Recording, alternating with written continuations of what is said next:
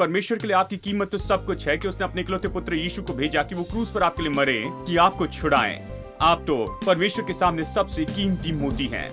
परमेश्वर मनुष्य जीवन का आदर करता है, मनुष्य का आदर करता है। यदि आपके लिए शिक्षा में कोई आदर नहीं है तो फिर वो शिक्षा बाइबल से नहीं, आप जान लीजिए। यदि वो आपसे कहे कि जो मैं कहता हूं वही करना, ये गलत है, ये गलत शिक्षा है। I'm giving you my heart and all that is within. I lay it all down for the sake of you, my King. I'm giving you my dreams. I'm laying down my rights. I'm giving up my pride for the promise of new life. And I surrender all to you, all to you. And I surrender all to you, all to you.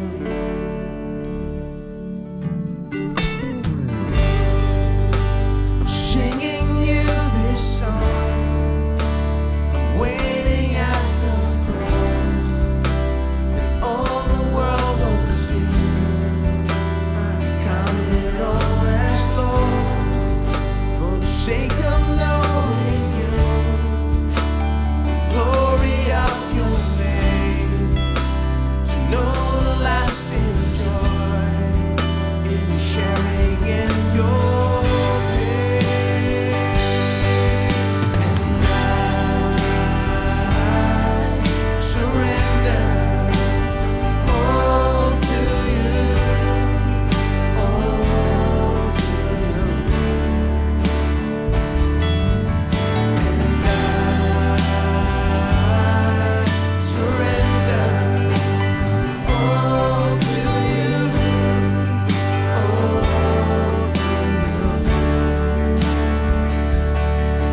And I surrender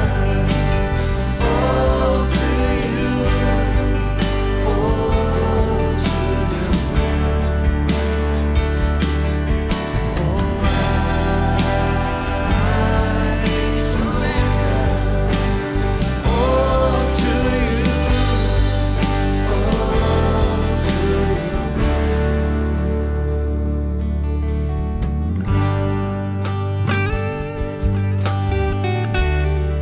Lord, help us to surrender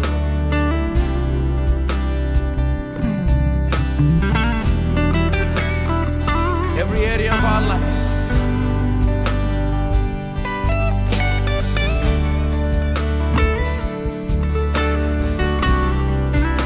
Show us, Lord, where we need to surrender.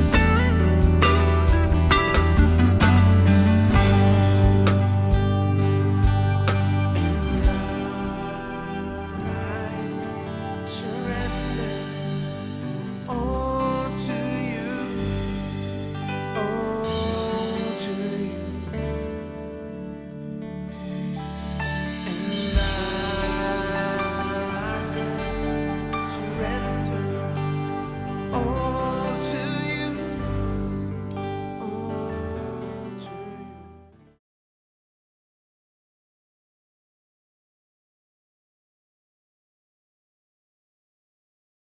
तब तुम पर पाप की प्रभुता न होगी, क्योंकि तुम व्यवस्था के अधीन नहीं वरन अनुग्रह के अधीन हो। पिछले कुछ हफ्तों से हम सीख रहे हैं कि हम कौन हैं, हमारे पास क्या है और हम क्या कर सकते हैं। ये नहीं कि हम पाप से आजाद हो जाएंगे या पाप से आजाद होने की कोशिश कर रहे हैं या धीरे से कोशिश करें तो पाप से आजाद हो जाएंगे या किसी दिन पाप से आजाद होंगे। हमें मन में स्पष्ट रूप में जानना है कि हम पाप से आजाद किए गए हैं। यह ऐसा है जो हो चुका है। पौलुस स्पष्ट कहता है कि हम पाप से आजाद किए गए हैं। अब बहुत से लोगों को पाप की समस्या है क्योंकि वो बुनियादी रूप में नहीं समझते हैं कि बाइबल पाप और उसका हमारे साथ का संबंध के बारे में क्या सिखाती है। वो इस सच्चाई को नहीं जानते हैं कि वो पाप से आजाद किए गए हैं। विश्वासी नहीं जानते वो कहां खड़े हैं। उदाहरण के लिए अमेरिका के गुलाम, वो आजाद हो गए थे, लेकिन वो नहीं जानते थे कि इस आजादी में क्या है, आजादी का मतलब क्या है। वो केवल गुलामी का जीवन जानते थे। वो सामान्य रूप में गुलाम जैसे जिए और जो उनका था उसका दावा नहीं किया अगले 100 साल तक। कभी नागरिक के रूप में अपने अधिकार और सौभाग्य का दावा नहीं किया। 100 साल तक वो ऐसे ही जीते रहे, क्योंकि उनको ये समझना था कि दूसरों के पास जो है वो उनका भी हो सकता है। जानते हैं, ये तो बड़ी बात थी। उनकी सोच के स्तर पर वो ऐसे नहीं थे। और विश्वासियों के लिए ये बात तो मुश्किल थी सामान्य रूप में। बाइबल कहते हैं कि हम पाप से आजाद हैं, लेकिन वो इसे नहीं देख सकते। कैसे? क्योंकि पाप का प्रतिदिन सामना करते हैं। प्रतिदिन पाप उन्हें सताता है, प्रतिदिन उनके जीवन में आना चाहता है। उन्हें पाप की समस्या है, तो वो कहते हैं कि ये कैसे कह सकते हैं कि बाइबल सिखाती कि हम पाप से आजाद हैं। कहाँ भाई, जानते हैं हर दिन पाप का सामना करता हूं, हर दिन पाप से मैं लड़ते जाता हूं। प्रभु जानता है मैं पाप से कैसे लड़ रहा हूं। आप कैसे कह सकते कि पाप से आजाद हैं? तो इसीलिए मैं आपको समझा रहा हूं। केवल इतना ही कह देता कि नई वाचा में आप पाप से आजाद हैं, तो आप पहले से भी ज्यादा गड़बड़ी में आ जाते। इसलिए विवरण से मैं बता रहा हूं, इसलिए मैं बहुत विवरण से बताया हूं और बता रहा हूं कि ये कैसे काम करता है, क्योंकि विश्वासियों को अभी भी पाप से लड़ना पड़ रहा है। कैसे विश्वासी के जीवन में आना चाहता है, कैसे पाप विश्वासी के जीवन में प्रवेश करता है, पाप कौन सी भूमिका निभाता है और पाप के संबंध में विश्वासी कहां पर खड़ा है, और ये सब कुछ पिछली बार हमने वचन 12 में देखा था। और जो जो भाग हमने यहां पर वचन 12 में देखा था, ये वाक्य है जो ये कहता है, इसलिए पाप तुम्हारे नश्वर शरीर में राज्य न करे। ये सामर्थी वाक्य है जो बहुत कुछ प्रकट करता। इसलिए पाप तुम्हारे नश्वर शरीर में राज्य न करे, ये मुझे बताता है कि जब पाप विश्वासी के जीवन में राज्य करता है, ये शरीर के द्वारा राज्य करने की कोशिश करता। क्योंकि आत्मा नई सृष्टि है। यदि कोई मसीह में है तो वो नई सृष्टि है, पुरानी बातें बीत गई है, देखो सब कुछ नया हो गया है। ये वाक्य तो आपके बारे में है, जो सच में आप हैं, जो इस शरीर में हैं। असल में आप शरीर नहीं हैं। जो इस शरीर में है वो आप हैं। आप भीतर में रहते हैं और आंखों की इन दो खिड़कियों से बाहर देखते हैं। मैंने आपको नहीं देखा, आपने मुझे नहीं देखा। आप भीतर में हैं। भीतरी मनुष्य तो बाइबल कहती है गुप्त मनुष्य, ये असली मनुष्य है। आप नई सृष्टि हैं, पुरानी बातें बीत गई है, सब कुछ नया हो गया है।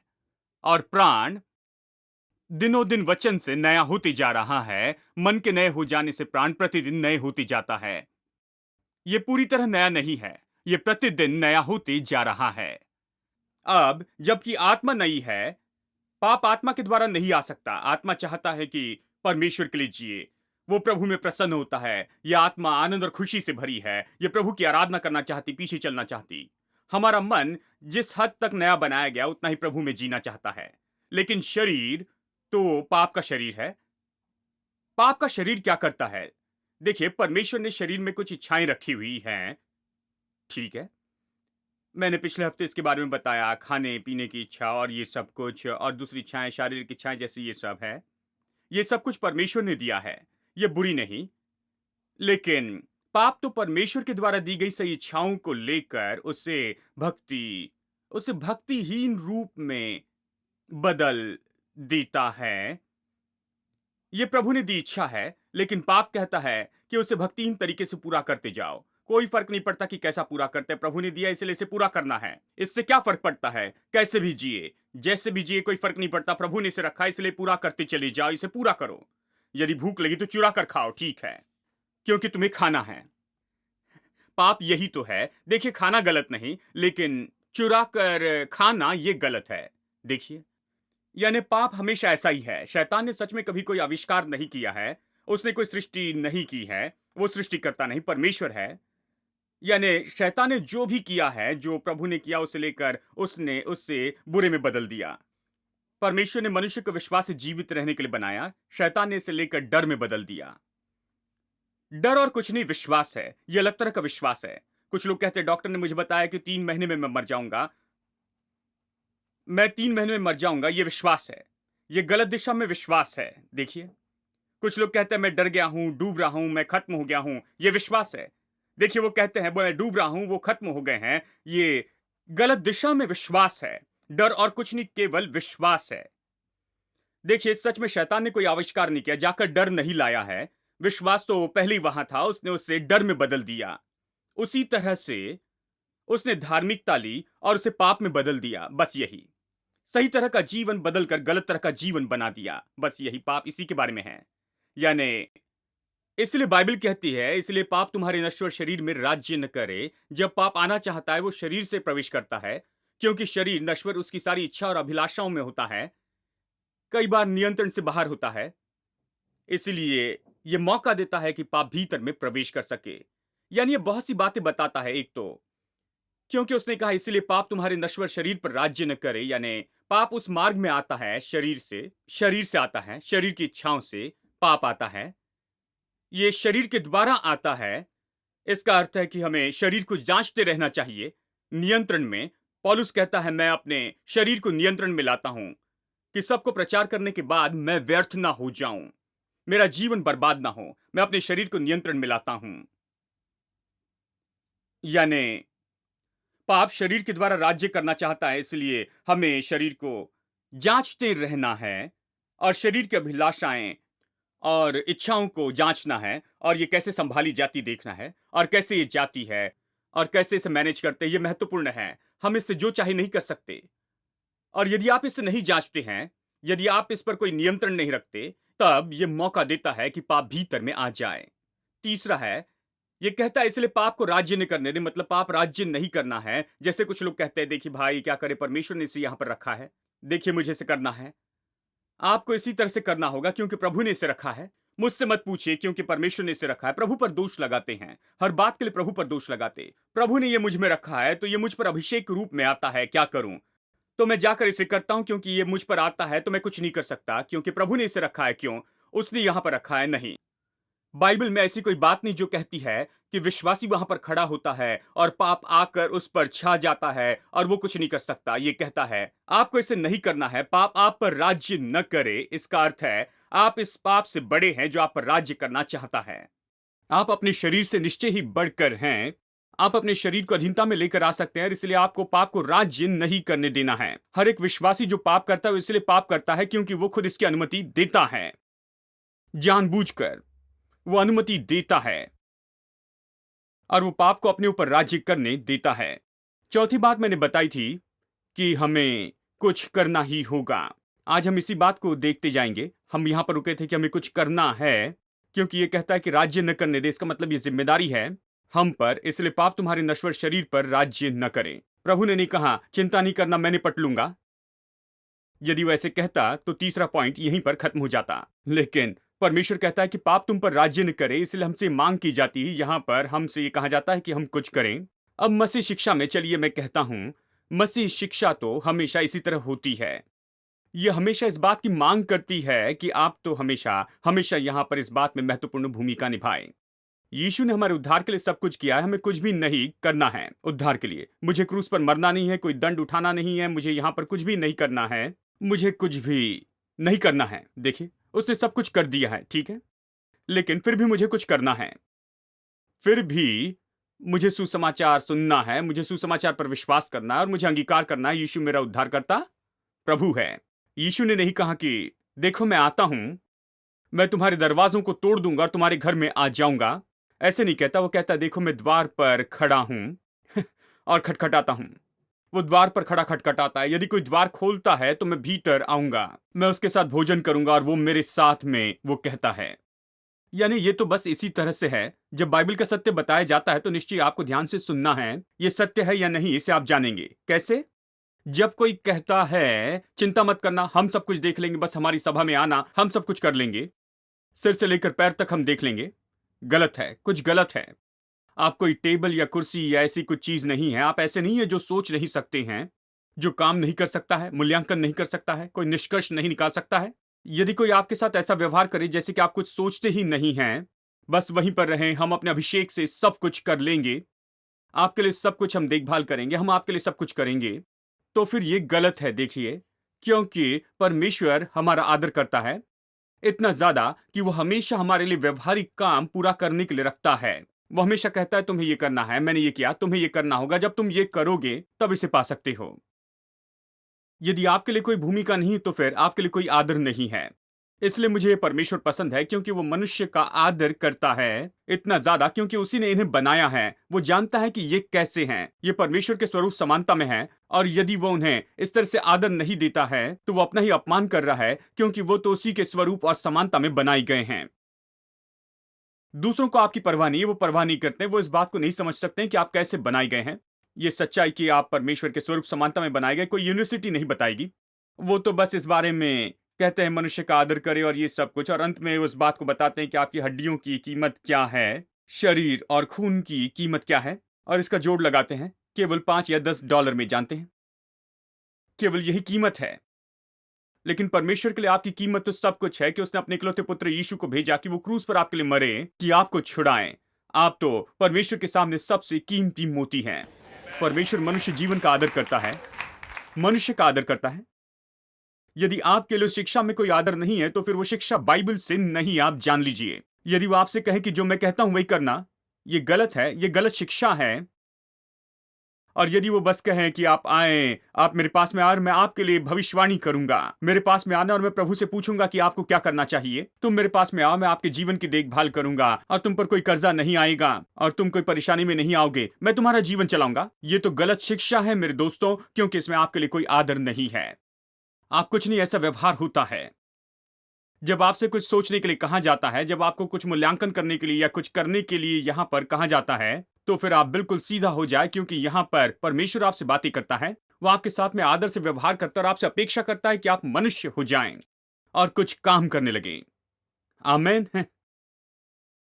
और पाप पर विजय पाने के लिए यहां पर एक समस्या तो बस यही है, इस तरह के गलत विचार या गलत तरह के विचार, ये सब इतने ज्यादा बताए जा रहे हैं और पाप पर विजय पाने के लिए बाइबल की शिक्षा नहीं देते। उदाहरण के लिए, पाप पर विजय पाना या फिर शुद्धिकरण बहुत से समूह में इस तरह से सिखाया जाता है। ये तो छुटकारे की घटना है जो कि छुटकारे की सभा में होती है। हेलो, ऐसे दिखा रहे हैं जैसे आपको कुछ पता नहीं। ठीक है, आप ऐसे बैठे रहें जैसे कि आपको कुछ भी पता नहीं है। वो कहते हैं आप हमारी छुटकारे की सभा में आइए, हम छुटकारा देंगे। छुटकारा देंगे किससे? देखिए, सभी विश्वासी वहां जाते हैं। उन्हें कौन सा छुटकारा चाहिए? जहां तक कि मैं जानता हूं, रोमियो अध्याय 6 वचन 1 से 10 कहता है कि तुम तो पाप से छुड़ाए गए हो। लेकिन वो ये नहीं कहते, कहते हम आपको छुटकारा देंगे। और यहां पर ये वरदान पाए प्रचारक प्रचार करेंगे, इनके पास बहुत से वरदान हैं और ये परमेश्वर की सामर्थ से और परमेश्वर के अभिषेक से ये आपको छुटकारा देंगे। मैं आपसे पूछता हूं, क्या वो यीशु से ज्यादा अभिषिक्त हैं? वो क्या करेंगे? वो क्या इससे भी महान काम करेंगे जो यीशु ने मुझे छुटकारा देने के लिए कलवरी के क्रूस के ऊपर में किया है, कि वो मुझे पाप की सामर्थ से और पाप की दहशत से छुटकारा दे दे? जो कुछ भी यीशु ने किया, क्या उन्होंने उससे बढ़कर काम किया? क्या वो मेरे लिए मारे गए और फिर से जी उठे? पुनरुत्थान के द्वारा परमेश्वर ने यह साबित किया है। उन्होंने क्या किया है? हेलो, यदि यीशु मुझे नहीं छुड़ा सकता है तो फिर क्या यह मनुष्य मुझे छुड़ाएगा? जो कुछ भी यीशु नहीं कर सका, क्या ये वरदान पाए प्रचारक वो सब मेरे लिए कर देंगे? मुझे इस पर विश्वास करना मुश्किल होता है। हेलो, कुछ लोग कह रहे हैं मेरे प्रभु, मैं किस तरह के चर्च में हूं? चिंता न करें, आप सही जगह पर हैं। बस सुनते रहिए। मैं चाहता हूं आप सुनकर सोचिए। उनका यह कहना गलत है कि आप छुटकारे की सभा में आए, हम छुटकारा देंगे, हम सब कुछ निकालेंगे, हम सब कुछ बांध देंगे, हम सब कुछ दूर करेंगे, हम सब कुछ देख लेंगे, हमारा अभिषेक, हमारे वरदान सब कुछ आपके लिए करेंगे। आप बस आइए, यहां पर उपस्थित हो जाएं और आप पूरी तरह से ठीक हो जाएंगे। और ये सब कुछ गलत है। क्या उस व्यक्ति को बताया गया है कि वो पाप से छुटकारा पा चुके हैं? यदि आप उन्हें बुलाकर ये सिखाते हैं कि वो पाप से छुटकारा पा चुके हैं तो ये अलग बात है। यदि छुटकारे देने की कोशिश करते हैं तो आपकी पूरी बुनियाद ही गलत है। आप यहां पर पूरी तरह से गलत शुरू करते हैं। आप ये विचार बता रहे हैं कि आपने छुटकारा नहीं पाया, आप उन्हें छुटकारा देंगे, ये पूरी तरह गलत है। ये उस व्यक्ति को मुश्किल में लेकर आता है। वो पहले छुटकारा पा चुका है, लेकिन अपनी क्रियाओं के द्वारा आप बता रहे हैं कि तुमने छुटकारा नहीं पाया है। हेलो, मैं ऐसी कुछ छुटकारे की सभाओं में गया हूं। मैं एक ऐसी सभा में गया जहां प्रचारक ने कहा यदि आप सिगरेट पीते हैं, देखिए उन दिनों में लोग सिगरेट पिया करते थे और इन दिनों में उन्होंने सिगरेट से पीछा छुड़ा लिया है। कोई सिगरेट नहीं पीना चाहता। उन दिनों में ज्यादातर लोग सिगरेट पीते थे, जवान लोग छिपकर सिगरेट पिया करते थे। हर सड़क के कोने पर छिप छिप कर सिगरेट पिया करते थे। और ये तो उनके लिए बड़ा युद्ध था। वो जानते थे कि ये बात गलत है, वो शरीर का नुकसान कर रहे हैं और ये तो पैसे बर्बाद करना है, सेहत के लिए अच्छा नहीं। ये पैकेट पर लिखा गया है, इसके बारे में प्रचार करने की ज़रूरत नहीं है। बाइबल में भी नहीं देखना है, ये पहले ही वहाँ पर लिखा गया है। तो वो ये सब कुछ पढ़ते हैं, फिर भी सिगरेट पीते हैं और इसके लिए पैसा देती हैं। लेकिन वो इसके साथ में जुड़े हैं, इसके बिना नहीं जी सकते हैं। वो कहते हैं, मैं इस आदत से कैसे छुटकारा पाऊँ? तो वो ऐसी सभा में जाते हैं। मैं ऐसी एक सभा में था, म्यूज़िक बजा रहा था। मैं मंच पर था और प्रचारक ने कहा अपनी सिगरेट फेंक दे, तो मैं आपको बताऊँ कुछ पैकेट मुझ पर फेंक दिए गए। भीड़ में से। मतलब वो पागल जैसे सिगरेट के पैकेट को फेंक रहे थे। बड़ा चलन हो रहा था। मुझे लगा बेदारी आ गई है। सैकड़ों जवान लोग आकर अपने सिगरेट को स्टेज पर फेंक रहे थे। अब ये अच्छी बात थी क्योंकि ये सभी जवान लोग सिगरेट से पीछा सच में छुड़ाना चाहते थे। मैं सोचता हूँ ये अच्छा है। वो अपनी क्रिया के द्वारा दिखा रहे थे कि मुझे ये नहीं चाहिए, मुझे पसंद नहीं, इसलिए मैं इस सभा में आया हूँ कि देखूं मैं इससे कैसे पीछा छुड़ा सकता हूँ। ये मेरे लिए अच्छा नहीं है। मैं पाप कर रहा हूँ, इसके बारे में अच्छा नहीं लगता है। मैं दोषी हूँ। मैं इसे जीना नहीं चाहता हूँ। मैं इसे फेंकना चाहता हूँ। मेरी मदद करो। ये फेंकने के द्वारा वो कहते हैं, इसलिए दोष नहीं लगाता। ये अच्छा है। लेकिन ज्यादातर लोग घर वापस जाते समय से फिर से खरीदते हैं, जो कि सच्चाई है। क्योंकि मैं कुछ लोगों को जानता था, उन्होंने वहां फेंक दिया, लेकिन फिर जब वो सभा में से बाहर गए, क्योंकि उनमें कुछ नहीं था जो इस बात की गारंटी दे कि वो इसमें वापस नहीं जाएंगे, उन्हें कोई सत्य नहीं दिया गया। वो जोश में इसे फेंकते हैं, वो अच्छे उद्देश्य के साथ इसे फेंकते हैं, प्रोत्साहित होते हैं कि प्रभु के लिए जिए तो वो फेंकते हैं, लेकिन इससे परे उन्हें कोई शिक्षा नहीं दी जाती। बताया नहीं जाता कि अब आप परमेश्वर की संतान हैं, आप परमेश्वर के हैं, आपकी देह परमेश्वर का भवन है, आप पाप से आजाद किए गए हैं, अब आप पाप के गुलाम नहीं हैं। ऐसा करने की जरूरत नहीं है। यह आपको गुलाम नहीं बना सकता। आप इसे ना कह सकते हैं, आप इससे बड़े हैं। किसी ने नहीं बताया कि वो पाप से आजाद हैं। उन्होंने इसे फेंक दिया। फिर जिन्होंने प्रचार किया, उन्होंने इन्हें सामने बुलाया, ये बंधन वो बंधन तोड़ा, इस दुष्ट आत्मा को निकाला और सभी लोग वहां पर जोश में आ गए और कहा आमीन। फिर घर चले गए और सारी सिगरेट की दुकानों ने उस दिन अच्छी बिक्री की। वो सिगरेट में वापस चले गए। देखिए, जब कभी कोई इस तरह का निर्णय लेता है, आकर सिगरेट फेंक देता है, तो उसे अच्छे चर्च की जरूरत है, अच्छे प्रचारक, प्रभु के अभिषिक्त जन, जिनके पास में वो जाकर प्रभु वचन सुन सके, जाने कि वो कौन है, वो क्या कर सकता है और उसे क्या दिया गया है। उसे ये सुनना चाहिए, उसके लिए क्या उपलब्ध है, कि वो पाप से आजाद है। अब उसे पाप के राज्य में जीने की जरूरत नहीं है, उसमें अभी रहना नहीं है। उसके पास शिक्षा चाहिए कि कैसे इन सारी बातों से निपटे। यदि उसके पास स्पष्ट शिक्षा है, तो फिर केवल तब वो विजयी जीवन में प्रवेश करेगा। अगर उसके पास में स्पष्ट शिक्षा नहीं है, तो हो सकता है कि सभा में भावनात्मक होकर जोश में आकर जब बुलाया जाए तो अपनी सिगरेट फेंक दे, क्योंकि वो बस यही तो करना चाहता है, लेकिन उसके पास सामर्थ्य नहीं होगी कि उसमें बने रह सके 1 या बस 2 दिन तक।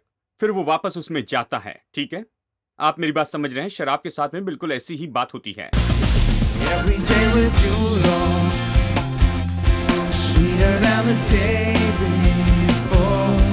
Every day with you, Lord, sweeter than the day before.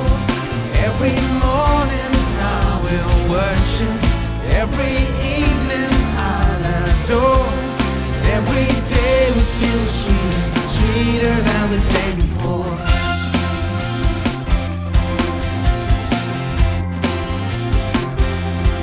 Every day with you, Lord, sweeter than the day before. Every day with you, Lord, sweeter than the day before. Every morning I will worship, every evening I'll adore. 'Cause every day with you, sweeter than the day before.